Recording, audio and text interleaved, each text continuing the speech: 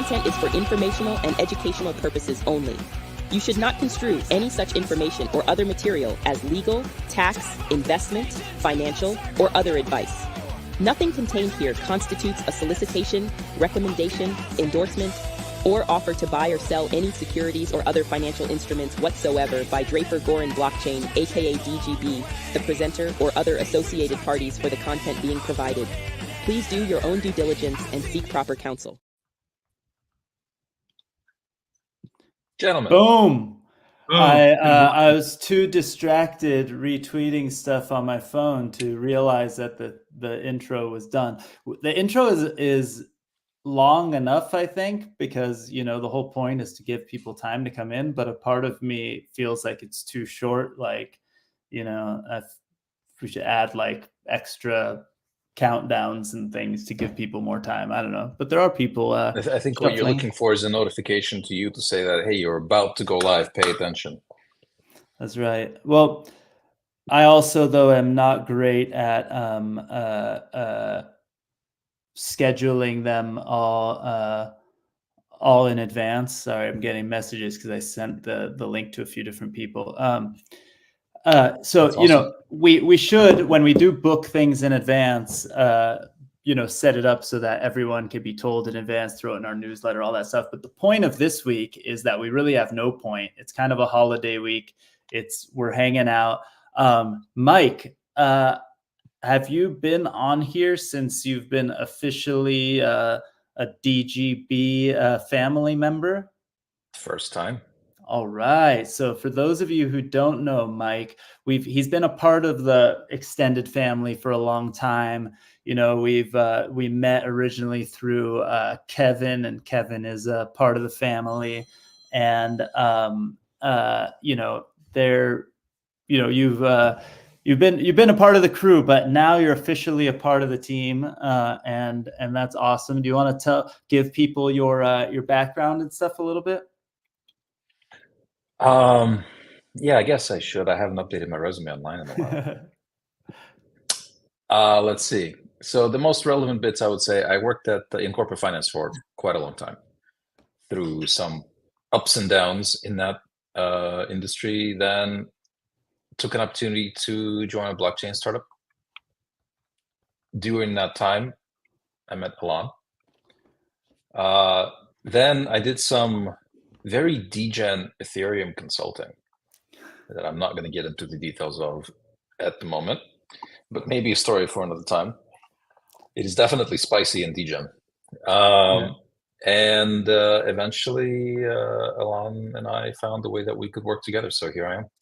Very excited. Yeah, so we're super excited because, as you guys know, when we started DGB, one of the first calls was Rankin, because he was a part of the community and balanced the team out really well. Not only being a very organized dude in our space and kind of took on our operations role, he is also a metaverse and DeFi nerd alongside many of us.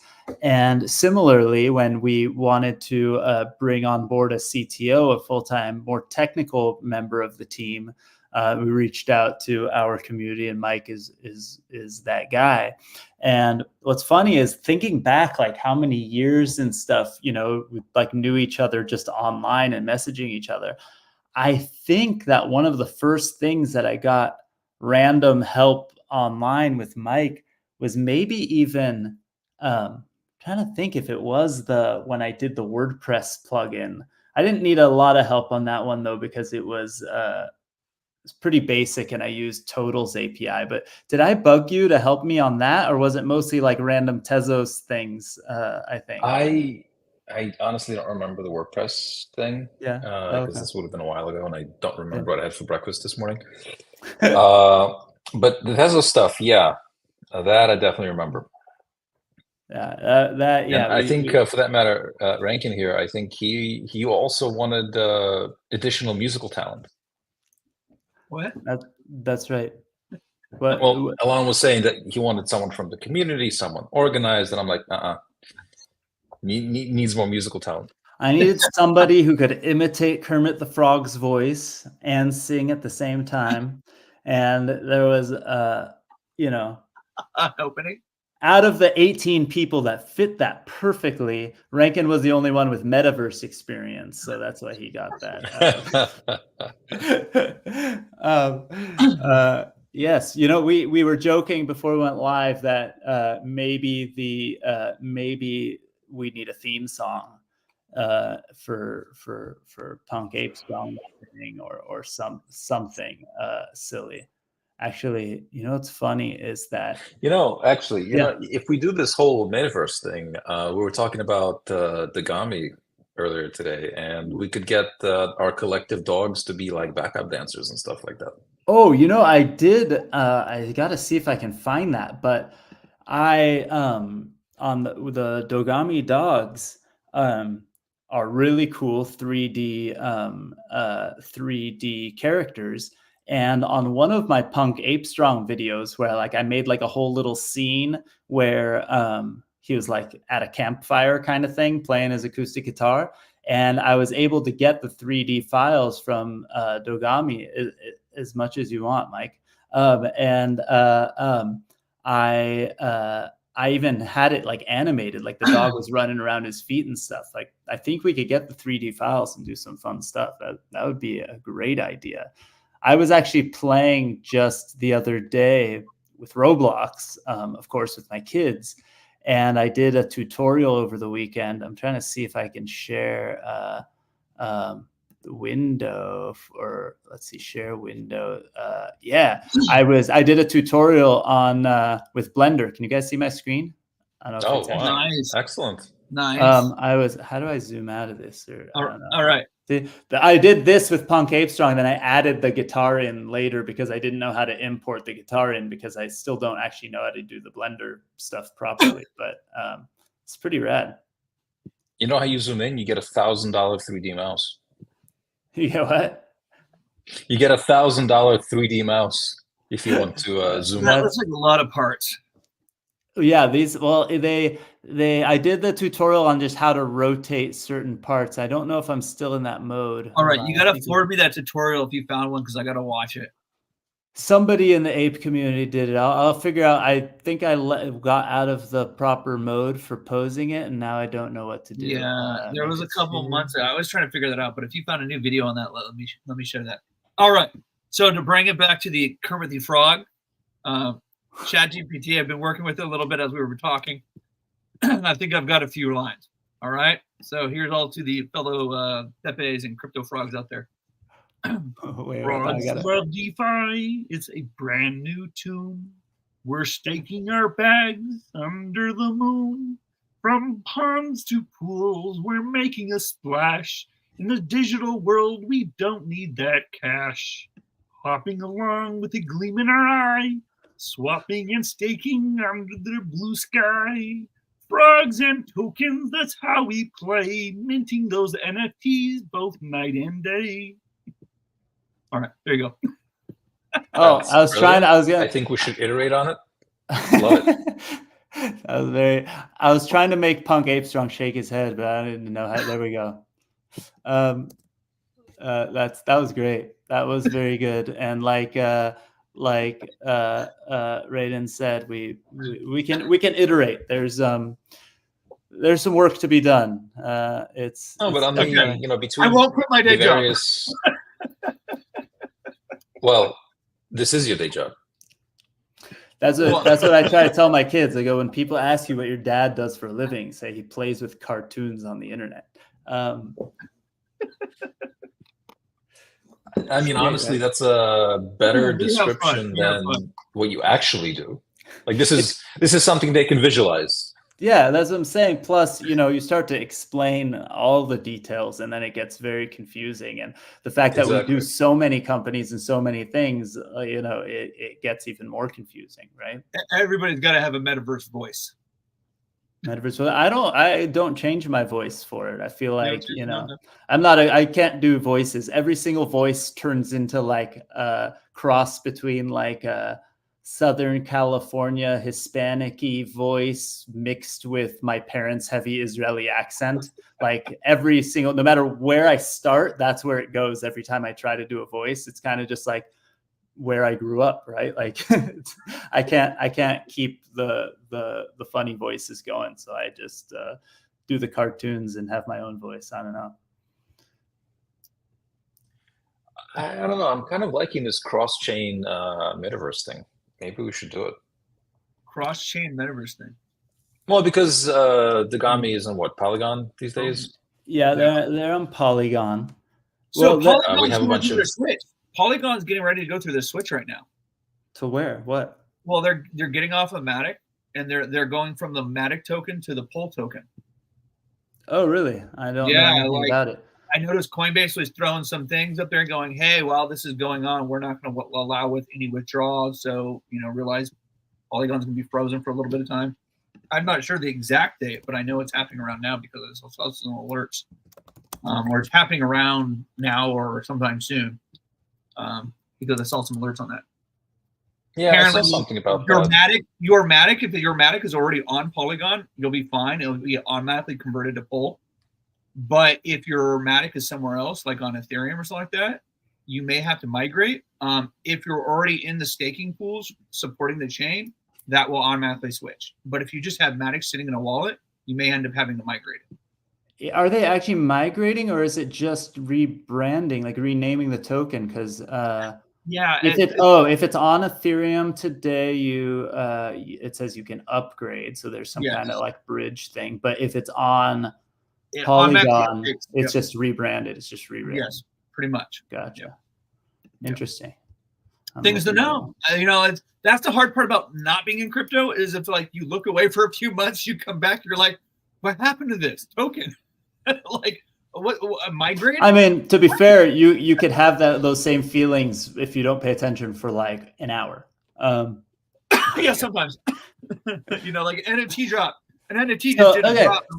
So let's go back to metaverse, because I like the idea of there be a metaverse and everything is kind of cross chain, or all the chains can be recognized in some way so that you can have assets from different chains or things. But at the same time, some places don't call it the metaverse anymore. Now they call it the omniverse because it's omni-chain. It's all chains. That's the new vision, right? I still go for metaverse because I'm old school, but the omniverse is sometimes some people's new term for metaverse. What's the difference between like a metaverse and just any digital, like then the old school what was the first one?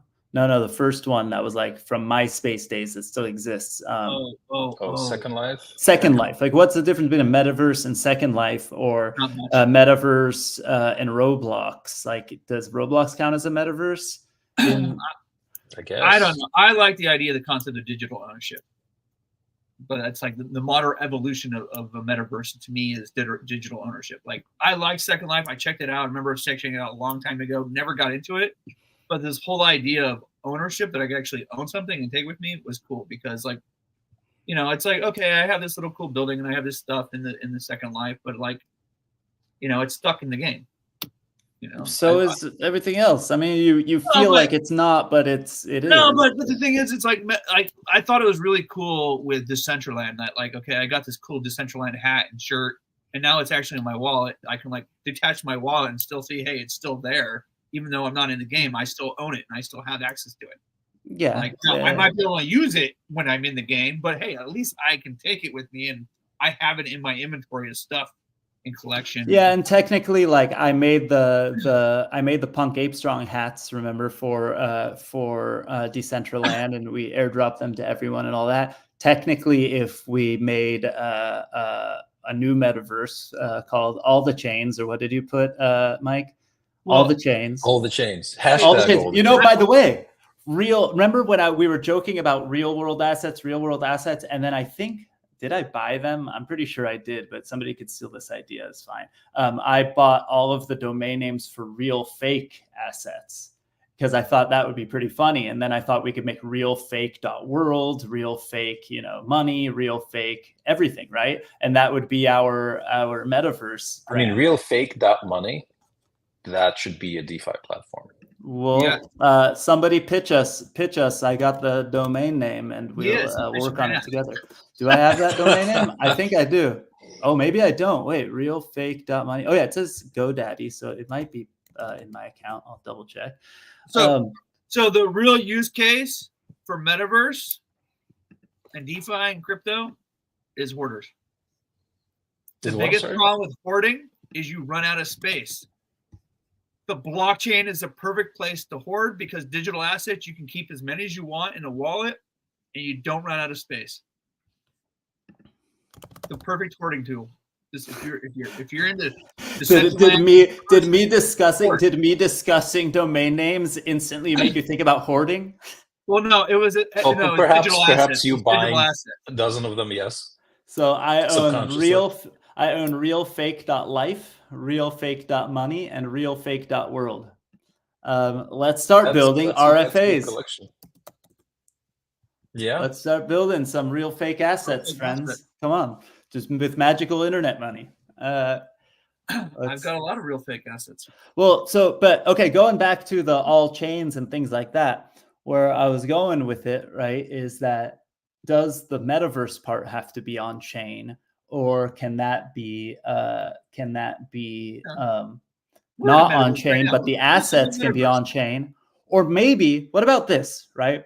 What if, you know how like you look at a DeFi platform, and one of the beauties and the greatest part about a DeFi platform is that you can take that front end interface and rebuild it into anything you want, or just connect through it through your own system. And if I want to build a aggregator of the best yielding DeFi yield, I could have my own interface on my site. Or if a government decides that Uniswap is stupid and they try to take down the front end interface, it still exists, right? Because it just exists, right? Nobody's tried that in a metaverse type of situation where I define certain things. Like, let's say I define the world, right? Let's say I define the globe or the map, right?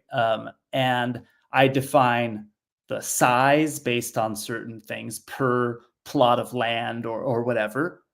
But I don't build, or maybe I build one front end interface, but other people can build their own front end interface. And maybe my same exact land looks totally different when Rankin builds his interface for my land. Like, I'm just building the blockchain part. That's the receipts, the decentralized nature of it. It just lives on chain, all of the mechanics, right? Like, I build the API. And now if Mike builds his world to be Roblox looking and Rankin builds his version to be more rounded corners or whatever, we basically build the decentralized we talked about that. So we talked about something like that in Decentraland early on, where the idea is like, let's say you have an apartment building, right? And you walk into your apartment building, you have a key. So when you go into the room actually changes because of your key. So you only see your stuff. It's like turning on and off different features, right? Well, yeah, but people do have features where if you don't hold a certain key or a car NFT or something, no, you just can't even go in. Like, you can have a door. Well, no, but locked, I'm just saying, right? I'm talking about. I was at a hotel recently, and they did exactly that to me. Well, I'm talking about. If you don't have a key, you can't get in. I'm talking about dynamically generating a scene in a level based off of your key and your permissions. So essentially, you're doing the same thing. You have the right key, you see the right visual interface, and you see that it is formatted to your style preference. What I'm saying is, I'm not even saying that. I'm saying that the whole world is, the framework for it is in smart contracts and on chain in different ways. But I will have a decentralized front end interface, or I will have my own front end interface, but other people can have their own, and they could have different, like different types of graphics and things. But David Rankin's land will be David Rankin's land. His house will be his house with his, it'll be the shape that he chooses, but it might have different. If we build it, they will come. What I'm saying is that if you build a front end interface that you also open source, some people could have it render differently and stuff like that. Yeah. And then or render for mobile differently or I whatever. think this is where the depends. This is where the depends will come in. Where distributed computing, right, and distributed storage space. The problem with all this stuff is a lot of this technology is still centralized on somebody's gaming server, right? And we have to have a big enough decentralized network where it can actually handle all this gaming and computing and all this information out there and actually be fast enough to actually serve it. Because right now, even Decentraland and Sandbox has a localized stored app, right? And so what about most of that's stored on your computer locally? So we can release the 3D wireframes, publish them on like Arweave or something, and then have people provide sprites to actually render them whichever way they want. So if you want your environment to look like it's I don't know, gingerbread houses, and I want mine to look like a concrete brutalist hellscape, I can do that. Nice. Yeah, and then you just download the package locally to your hard drive, so you speed up the processing for it. So presumably the rendering will actually happen on my own equipment, right? And then we could interact in the same world, in the same in the same physical space, because the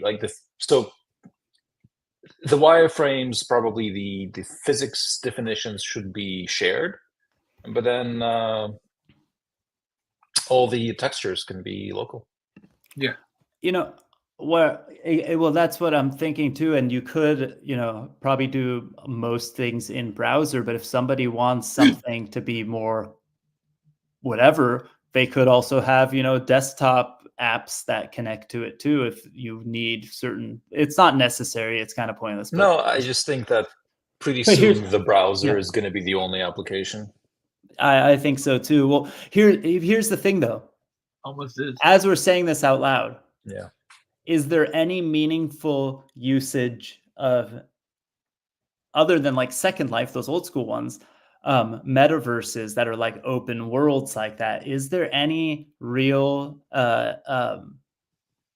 has that actually been successful in any meaningful way in that it even makes sense to build? Because maybe that user interface is not the interface, right? Like as an example of what I'm thinking of is like, there's Decentraland, there's these open worlds. There are specific games that have like RPGs and stuff that have these big open worlds, right? But as just a map to hang out in and to see the land and various things, right? Essentially, that's a user interface to each person's land, right? But there's a million things like Roblox and the app stores of the world and games and whatever, where the interface to go from experience to experience is not a metaverse, right? It's just a selection boxes or a search engine or whatever it is. And maybe we shouldn't be even thinking about building a metaverse. Like, what's the point? Maybe we should be thinking about building a modern gaming. Games are metaverse. Like, Roblox is a metaverse.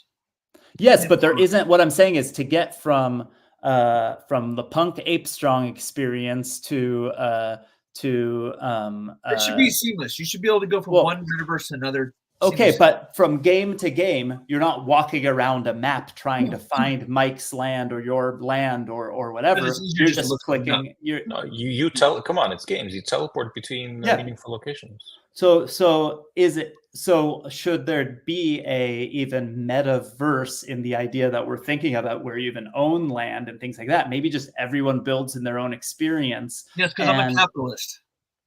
Yes, but that's the thing is, guess what? Roblox makes a shit ton more money than any Web3 version. Yeah, and there's a better business model there than any of the Web3 metaverses too. Sandbox was really great when there was scarcity, and then they blew up the supply of for speculation, but not for any gaming, right? Sandbox is great for the games and stuff that are being built there, but if you're telling a game developer that they have to own some land before they can begin even building for this, rent it. It's fine.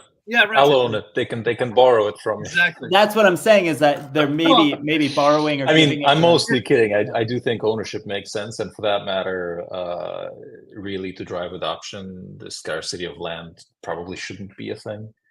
maybe But to drive adoption, well, I'm going to tell you, it's a lot harder to be users find before any developer will pay to participate, right? You have to either pay them to participate at the beginning, so they build good experiences, or create incentive mechanisms where they feel like they can make money, not. Or maybe that's how you get land, is actually by building out something. And if you build something that's worthy to be put out there, you get a piece of land.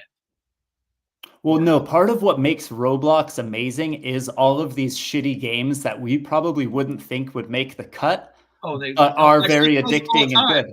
What? My son plays those ones all the time. Exactly. That's what I'm saying is, if we were building a game, if we were building some kind of gaming system, and somebody came to us and be like, "Oh, here's this game I built. It's a town square where all these little avatars are going to hang out around a giant jar that just sits in the middle of the town square, and things fall from the sky into the jar, and you have 20 seconds to type in a number, and if you're the closest number, you get points, right?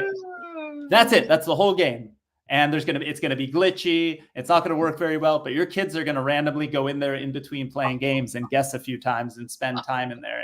And like, we would see the first version of it and go like, oh my God, this is a piece of crap. Like, nobody's coming for this. But that's part of the beauty of it, right? Part of the beauty is that it's like the WordPress of video game making. And then that means you're probably clone it afterwards because it did so well. Oh, for sure. Well, that's the thing that Stash was saying on the stream, is every game that gets good adoption outside of Roblox, like that gets decent adoption, there are multiple clones of it within Roblox, like within a week or two, and millions of people play those games. Okay, so that's what we need to do for Sandbox. We need to take all the Roblox games that are working well and reproduce. It won't matter. No, it won't matter because there are no users, right? You need to do the thing that brings the users first. And well, no, if you start dropping Bored Apes or something like that, I think we might be able to get a few users out of it. Sure. I mean, what you need to do is create the mechanisms like what Turf is doing that will make people want to go and do it. And then if the games are fun, if they're addicting, they'll go in. It's like my son kept bugging me, play Roblox with me, play Roblox. And I saw the graphics, I saw the game, and I was never interested. One day I finally joined because he was like begging me, play this game with me. I don't remember what it was, years and years ago. We played for like hours together. And then we played other games randomly, whatever. But one night, I'm laying in bed watching stupid TV with my wife, and I pull out my phone. I'm like bored, she's on her phone. I'm on mine. We're watching like The Real Housewives or some shit. And I freaking looking at my phone. I click on the games folder, and I go, ooh, Roblox. And one night I played it for the first time without my kids. And then I realized like, oh shit, I'm playing Roblox now. And that's it, right? Like a game got me, some game. And that's what hasn't happened in the Web3 world, because none of the games have been good enough to get me, other than the speculation and like, oh, this is neat. One, none of the games have been good, like have any interface on my phone, which is a huge problem. But even so, none of them, like, I don't go on my computer and be like, oh man, I can't wait to play Gods Unchained. I just didn't get sucked into it, right? Maybe I'm not the right person. There's some people that love like Magic the Gathering, and maybe Gods Unchained like works for them and gets them sucked in. But those kind of games were only fun for me when we're in person with like my friends growing up, right? Like playing Magic. Like I wouldn't just play it like online. It's just not fun for me. I was thinking about this because for me, like I'm with you. I haven't really played in any sort of persistent virtual environment. I think I did Destiny for a little while. And I may not be the right audience here, but there are definitely people who enjoy the social aspect of it, right? People hang out, they have real conversations, they hang out as friends, they do quests together. So I think in that sense, some sort of an open platform metaverse actually makes a lot of sense. And we're getting to the point where the tools necessary to build stuff like this are more and more commoditized and more accessible. To your point, you were showing Blender earlier, where you can model the thing. If you provide an engine that can render these elements within certain parameters of the sandbox we're all playing, and that could really work. And then the other thing is consider how popular Fortnite is, and the fact that it's more than just a shooter. They host events, massive events for people. So I think there is a market for this. And I agree with David here that the thing that's exciting about a Web3 based metaverse is ownership. And what about a combo of the two? Now that you said it out loud, right? The thing that's great about Fortnite is the big events is a cool thing. The fact that there's the first person shooter game is a cool thing, but there's also now like a Roblox style way for anyone to create an experience within there, right? Roblox similarly. What if, the sandbox, right, as an example, and the ability to buy land and own it and stuff like that is a thing. But what if that's like one example? And what if us as three dudes want to build for the sandbox world or the Roblox I'm sorry, world? it's real fake .world. We need to start branding real. this. So we build real fake .world, and the speculation for land in real fake .world is for that experience of the land. Now somebody else could also have their own real fake world where they sell land and things like that, or in their real fake world they're building a tower defense simulator game, or they're building a card game, or they're building a jar in the middle of a town square that drops frogs inside of it and we count how many frogs fall inside kind of game, and everyone does it. But what I'm saying is that the land ownership part of the thing is just one experience, not the whole experience, and not the user interface to go from thing to thing. And that way, when I own a piece of land, it's still an item in my thing. And if other people want to allow that land to be in their thing, they can do it. People can trade in a trading plaza kind of environment or on any exchange or whatever. The products that I build, my Punk Ape Strong hat, any game developer can say, if you have that hat, you could use it in my game too. Right. And now the land, because that's my problem, I think, with Decentraland and Sandbox, is because the land was a prerequisite to participating. It was a land grab. It was speculation. It was neat. But it doesn't build a sustainable environment for future experiences. Well, because no, it does, because they can just add more land, at least a lot of it. I mean, the problem is land becomes a bad speculation, though, because here's the thing. Realistically, in a metaverse, then land should just be free and everyone should be able to and that's do the thing. whatever. And then it's not an investment. And so the thing is for a company, they need to attract capital early on. So there was some point of having scarcity to begin with, because that's how they generate revenue, right? But the thing is if there is no cap and it's inflationary, the price of the land will continue to fall. So, that was one of the things I looked at when buying land is, okay, are they going to have a limited supply? What is that cap? And so there's a point where you want a healthy balance, right? Where you're going to get hopefully rotation, that if somebody's not using it, that they'll sell off the land. Like right now, you can go buy land fairly cheap, right? I came from the day, my favorite thing. So I came from the day with level editors. I loved level editors. The thing is a lot of times when you make a level, unless you host it on a server and you get people to find your server, like nobody knows your server. This was the chance to buy a piece of a level in a game where I could be creative and do whatever I wanted, right? It's like that God mode. I like having that power of tweaking whatever I can do and share it. But that still doesn't address the not many people are playing in the general real world part of the thing. Like my kids play it. Look, my daughter loves RP games, role-playing games that are just worlds built in Roblox. That might be farms, it might be a city, it might be whatever. And there's some some things happening in the game where you could get a job or do things. But for the most part, it's literally kids walking around, talking to each other and using their imagination in this pre-built world, right? So that can exist. But most games that have lots of people are I don't know, the strongest battlegrounds in this game and that game, and Mount Everest and whatever. And that doesn't exist in the world of the whole thing. It's its own experience, right? So what I'm trying to figure out is describing something like a decentralized, partially open source No Man's Sky. I don't know what that is. Sky's a good game. I like No Man's Sky. Well, all I'm saying is, sorry, you were talking about having multiple worlds, right? Nintendo, No Man's Sky is the universe of planets. That's great. It's awesome.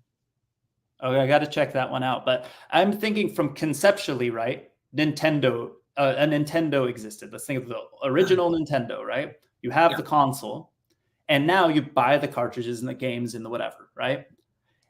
Nowadays, you don't have to buy a cartridge. You just pick a game you play and whatever, but it's still for that console.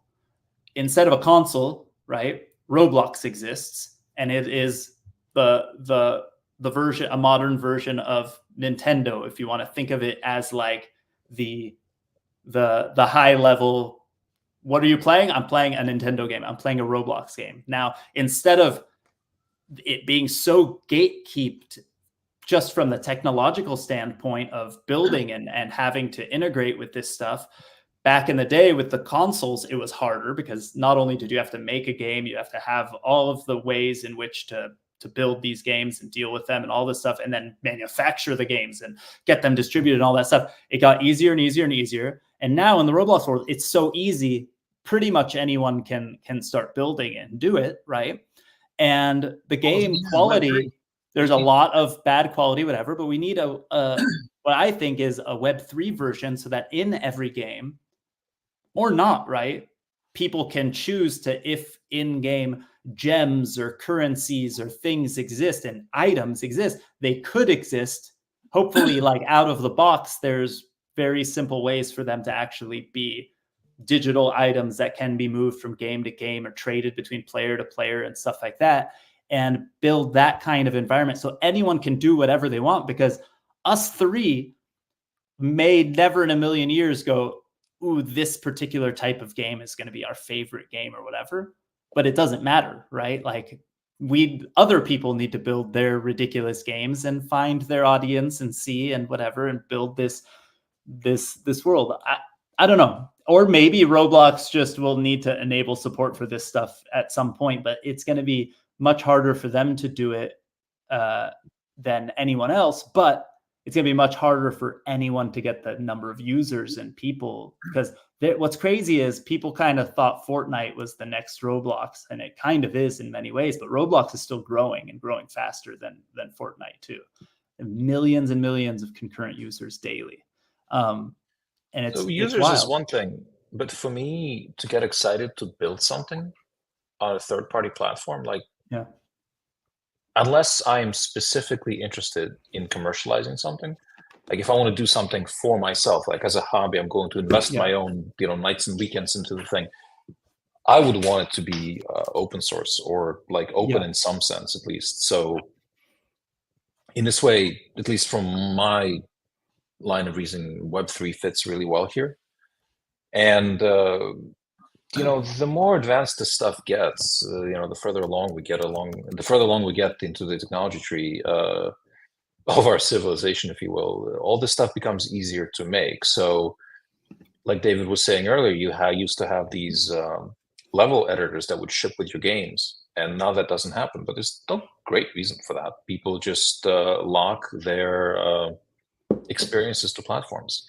And if we offered an alternative to that, I think people would be excited. And for that matter, there are people being born every day, right? So like Roblox being popular today is like, good, great. Like if anything, there's stuff we can learn from them. But I think reaching a new audience with the promise of content you can own, content you have control over, content that isn't, I'm almost afraid to use this word, censored.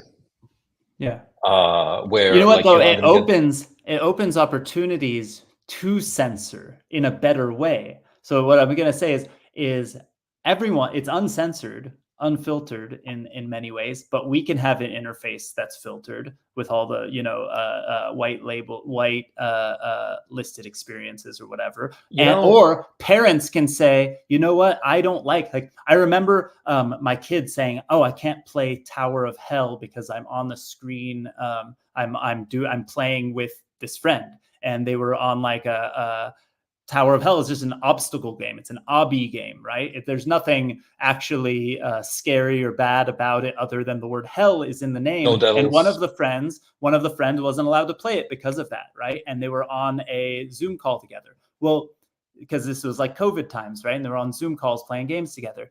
And I thought, oh, couldn't there be a certain parents in certain groups that want certain games or not could have their own interface to something like this. It's like the parent-approved real fake world games, right? Or the church-approved real fake world games, or the I'm a 16-year-old kid and I only want the bloodiest, goriest, craziest game version of the, whatever. Like curated lists and interfaces could and should be built, right? Like it's just these ideas are, it opens it up. But also, just to go back to what you were saying about a whole new audience, if you go to any child, if you don't have to go even to the older ones, you go to an 8-year-old who is obsessed with Roblox and just say, wouldn't it be cool if you could trade the gems from that game into another game?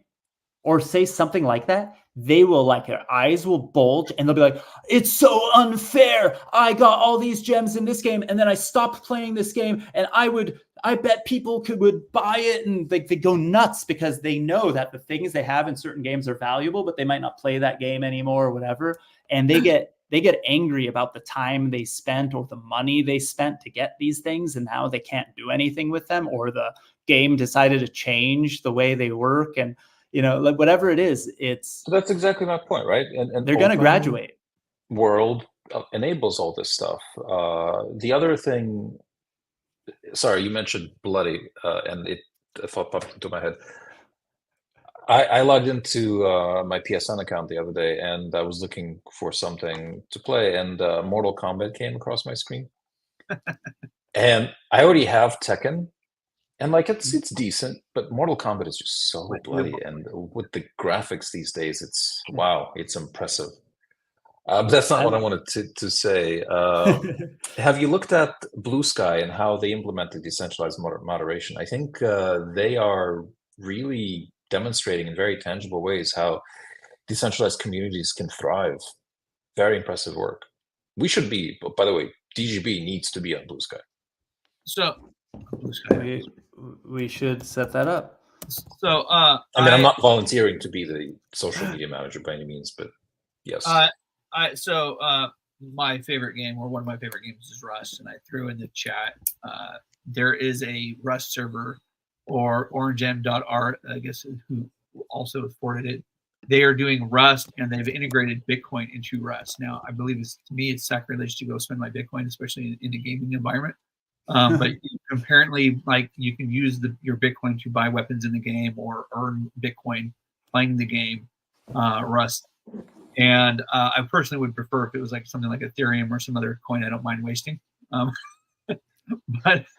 But it is cool, and Rust is the best game, in my opinion. And I have always been looking forward to having games like Rust using crypto, because it's literally a game where you start off as a naked individual with a rock and a torch, and you have to go harvest all your own resources or buy it. And so you have to like earn. And then the thing is as you earn, people can raid you and steal all your stuff. So it's a great, interesting, world to play in. But I've spent in my younger years, 10 or 20 years ago, or 15 years ago, I don't know how long it was, but at this point, like earlier versions of Rust, we spent a lot of time. And it was always about building a good defense and protecting your stuff. Incorporating crypto in it makes it that much more exciting, though. I think Rust is only 3 years old. It's because I'm looking at the PlayStation page. Interestingly broken down reviews: 60% 5 stars, 25% 1 star. Almost nothing in the middle. It came out as PC. It started out as PC first. It was a PC game that had evolutions over time. What's fun to do? Would be a fun thing to do as like a fun team building thing every once in a while is LAN party.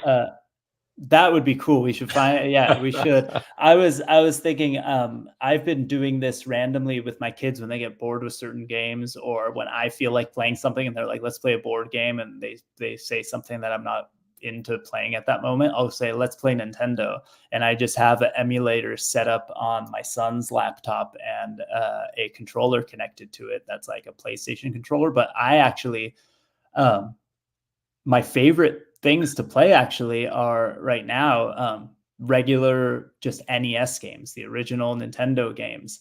And you can, on like archive.org, I downloaded like a dump of every single NES game. And so scrolling through, and I don't know how it was for you guys growing up, but we only had like 2 or 3 games, and my parents weren't into paying for games. But I had different friends had different games. So you go to like one friend's house to play Punch Out, and you go to one friend's house to play like Dig Dug, and you go, one friend had like Super Mario 3, and one friend had number 2 or whatever. And I just scrolled through the other night, like when everyone was in bed, basically. And my wife was sitting next to me because we played Tetris together. And then I was like, hey, you want to play games? She's like, no, I got to take care of something. And I just started scrolling through all the games, and like you'd start remembering random games like Bionic Commando. And I'd be like, what was that? That sounds so familiar. And then you start playing, like, oh my God, I remember playing this at, Mikey's house, my friend, and like you start to play these games. They're really fun and really cool. We should draw some inspiration from those OG games. I picked up a Analog Pocket a while ago. Oh, those are cool. And it's been sitting in box. I haven't had time to actually do anything with it, but maybe this is the push I needed to actually figure out how to run it properly. Yeah, I don't know if you've seen them, Rankin. They look like Game Boys, but they can run like the emulator, so you can play like any of those old games, right? Yeah, so it's an FPGA-based device. So the idea is that you load the CPU from the specific console. And it's better than software emulation because like you can get the timings correct, like all the particular bugs of the specific platform that you're emulating also implemented. So games like cartridge games behave authentically on that device. That's cool. So I've never tried. I use what's it? OpenEmu is the emulator I always use. And I use archive.org to download the old games. Oh, look at that. There's the PS3. PlayStation, PS3. PlayStation. I think this is a 3. I remember I never owned a PlayStation 3, but I had a friend who worked at Circuit City. Actually, Yoni, my cousin, worked at Circuit City. And he texted me one day because when PS3s came out, remember there was like scarcity and you couldn't get them and you just had to show up at the place. And he texted me one day saying, I think we're getting some PS3s, just show up. And I bought one, and immediately another dude that worked at Circuit City told Yoni that they would buy it from me for like $200 more than I bought it for or something. And so I never played it. And I literally just made made a couple $100. I think I split it with Yoni or something. And we went to fast forward a couple years and you're running a VC company. That's right. I did that. I flipped one and then I bought another one. I was telling my son about a game called Sackboy. And Sackboy was this little tiny sack people. And what was really cool about the game is you could actually build your own levels, of course. And so I'm totally into anything I can build. I'm like, this is cool. And so you build these cool things, and it had all this really cool, weird physics in it. And so I would build these weird games with, the physics engine, and it was totally fun. And that was my favorite part of the game. And we played that for a while back in the day. And I was new generations are coming in, so there's all these games that they've never heard about. And I was like, oh, yeah, there was this really cool game about this and this and this. And now I have to go find it and show them to them. Yeah. I, at some point, started buying Mac laptops, and that was kind of the end of my PC gaming. You're right. Yeah. No, I'm glad I stopped gaming because it saved me a hell of a lot of money. Yeah, there's also that. But I don't really miss all the maintenance, I got to say. Yeah. But anyhow, around the same time, I got into the PlayStation platform, and I basically buy a new PlayStation every time a new Ratchet and Clank game comes out. Ratchet and Clank? Yeah. That's interesting. Alon, if you haven't played Ratchet and Clank, this is a thing like I gotta look it up. Worth getting. I was distracted for a second, but I'm looking it up right now. There's a lot of what system do you play it on? I have a PS5. You play it on it. I don't have a game console anymore. I don't have a single console of any game system. I just have my computers, and I have Roblox. I mean, that's what I play 90% of the time. But if I play something else, like I have been playing the other day, I got the not the original, I think number 2, but I got like Tony Hawk working again, and I started playing that just because I have the controller now, and so I wanted to play. It's been so long. Skate 3 is so much better though. Like the movements in Skate were way better. But it was just that moment in time and the nostalgia for Tony Hawk. It was a big deal, and it was very important to me growing up too, not just for the like fun game, but it was the first game that used actual music for the soundtrack. Like, it was very innovative that they did that. And it was punk music, because of all the skaters back then were into punk rock. So Bad Religion, my favorite band, had a song on the soundtrack, and that was like a huge deal. And I remember it actually kicked off a bunch of PlayStation games after that, like Crazy Taxi and a few others that started using real music in the games. And that was a huge deal. Yeah, Grand Theft Auto was using real music. That was awesome to be in the 80s and hear 80s. I think, yeah. Part of the reason was GTA is, I think, a different story, because they at some point wanted to really simulate the environment of the era that they're setting the story in. But I think a big part of that reason was that storage became cheap, right? All of a sudden we had CDs and DVDs that we could burn games onto, instead of just having cartridges where physical ROMs were just expensive. And all of a sudden they weren't. And I mean, now we download them. And I was looking at some game download the other day. It's like 90 gigabytes to download, which is massive.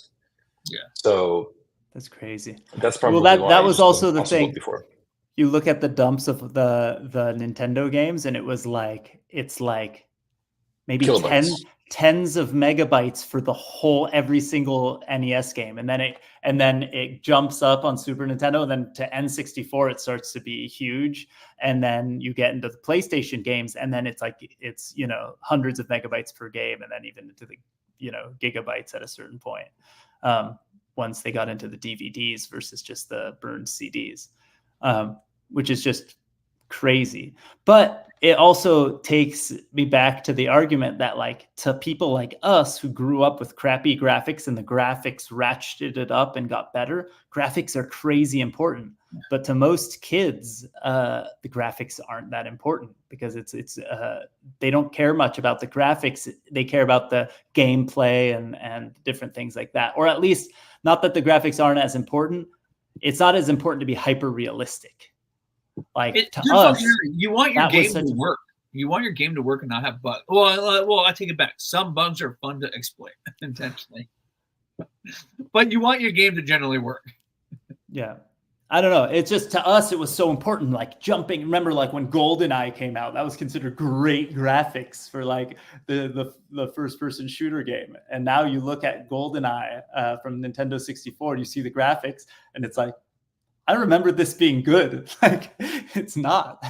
Well, you're just spoiled by all the pixels on your MacBook. Well, it's funny. I talked to my son, and my son, he's telling me that they'll buy somebody's older account that has already unlocked the game or unlocked all the abilities, just so that you can play through it with all these things unlocked already. Just because it's more fun having all these abilities, like Saints Row. You do the unlock or cheat code in the Saints Row where you have everything, and it's a hell of a lot more fun just running around doing whatever you want sometimes than actually having to struggle to unlock everything through the game, because I just don't have the time. Yeah, but that's the current impatience. Like, my kids like drive me nuts. Like, even with Roblox, like, we'll get into a game. I'll just start getting into it. Like, all right, we unlocked some things. We got to like a certain thing, and they're like, join me. And I go, what do you mean join you? What are you doing? They're like, no, join me in a new game. And I'm like, what do you mean? We just started like 5 minutes ago. Like, that's part of it. It's like Zelda, games like that would take hours and hours to start to master and even we don't have the attention span for that anymore. We don't have the attention span for that. You need to pay Robux to get ahead. Yeah, that's I don't know. I think that's that's where a lot of this started off. Like Warcraft, right? Yeah. World Warcraft, and people selling swords and selling items that take forever to get because people don't want to spend time. I knew a guy who spent thousands of dollars in some of these battle games on the phone that you were playing, right? Like these island battle games. because he didn't want to spend the time to build up his war, his island. And so it was easier for him to just shell out the money and spend thousands of dollars to make him so he could compete against his son, who had all the time in the world, right? When they were playing these things. And so it's just like that's how this digital economy, I think, is starting. Is people are like, hey, I'm going to spend money on this stuff. It's easier if we actually own this, so we can buy and sell and trade it, rather than have to spend all this time. And so now that we can digitize and go, hey, look, I did spend the time on this, and I'll sell it to you because I got the cool blue hat, helmet from my Board A meeting, because I was, one of 4 teams that won. That, hey, if you really want this, I can sell it to you, right? And that's where this all comes in with digital assets, to bring it back around. I mean, so we got to wrap this up, but does this mean we're building real fake world? It's kind of exciting. I have no experience in 3D engines at all, but I have lots of thoughts on this. Yeah, well, we can. I'd say we can start assembling teams and friends throughout the various communities that have extreme opinions on these things, and start maybe experimenting. And I think less important than the 3D engines on day one is kind of the mapping of the engine behind the actual everything else is, right? Like, if this is an open sourced, omniverse, metaverse, universe, real fake world. Yeah, if we're talking about, if we're building for this real fake world, then we need to think about how it scales and how anyone can plug into it and have different kinds of interfaces, build different kind of games, but how it could all be this open system. And maybe there's already some open source game things that live out there that maybe you just integrate into a bigger framework or something. I think it all comes down to backend protocols, right? It's all about building the backend protocols that support everything. And if you build a protocol at the root level and then start stacking the layers, it'll be easier to go from one game to the next because it'll all share the same protocols in the back end. What's lower than the root level when you're thinking of a world, though? It needs to be like the core, the currency. There's definitely a bunch of stuff to figure out from a technology perspective, and not just necessarily. Obviously, economics are going to be a part of it, but we need to understand what the rules for the world are going to be and how people will be able to communicate with each other, how these different worlds interact. But I think hackathon later this week, yeah, let's explore this week and have a little fun. And I know this isn't a DGB meeting exactly, so we don't have to come up with a list of action items, but hackathon later this week. 100%. I just saw in the last minute Coop just joined. Coop, Coop, great to see you. We got to hang. You should be on here soon, and Coop will have some opinions on what we should build too. And if anybody, I know there was a bunch of people who joined live, but if anyone watches this who didn't join live, or you did join live, message us with ideas, or let's start.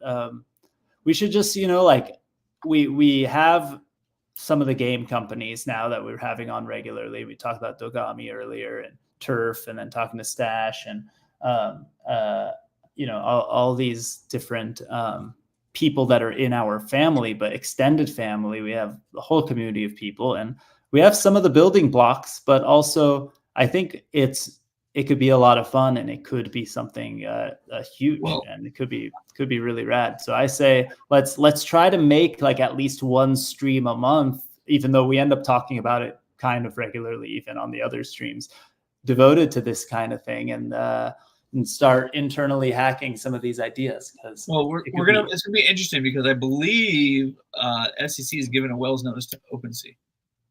So there's such nonsense. But yeah, we could have a whole time where we talk about that too. But it's crazy. So we may get some definitions of this space coming fairly soon. My point. Yeah, I understand that sucks, but it's not a bad thing, right? understanding what the rules are so that we can build. If we actually get rules, but fine. there's been Wells notices given to all sorts of groups where no rules have yet been set. So never happens. Yeah. That was the silver lining the first 15,000 times this has happened. I'm exaggerating, obviously, but like we thought each time there'd be enforcement that guidelines would get more clear, but they really haven't. That's part of the that's the biggest part of the problem is enforcing, regulation by enforcement. It's easier just to settle and pay a fine than it is actually go to court and fight this stuff out and get some definitions on things. Yeah, that's it. The whole thing is tough. But guys, we got to jump so that we can get to other work. For everyone else who's out there, and I know it's kind of a slow week because of the holiday week and people take it and kids going back to school and all that fun stuff. But I hope you're all having a great week. See you all soon. It was awesome having you on, Mike, and we'll do this more often, and we'll see you everyone soon. You're gonna throw the website? Oh yeah. If that's a great idea, and if you are a startup in the space, if you're building for this world, for the real fake world, and you want to get in touch with us, go to dgb.vc. There's a contact form, or sign up to the newsletter. If you're an investor who's interested in participating in this world, you don't know where to start, or you are participating, you want to co-invest with us or hear about deals, work with us, whatever. Hit us up. Go to dgb.vc. And we're DGB Ventures. Real world stuff too. Say that again. Or if you like real estate tech and real world stuff too, we like that stuff as well. Yes, go check out the companies on our website. We're all in there. Realfake.world. Let's go. All right, guys. Talk soon.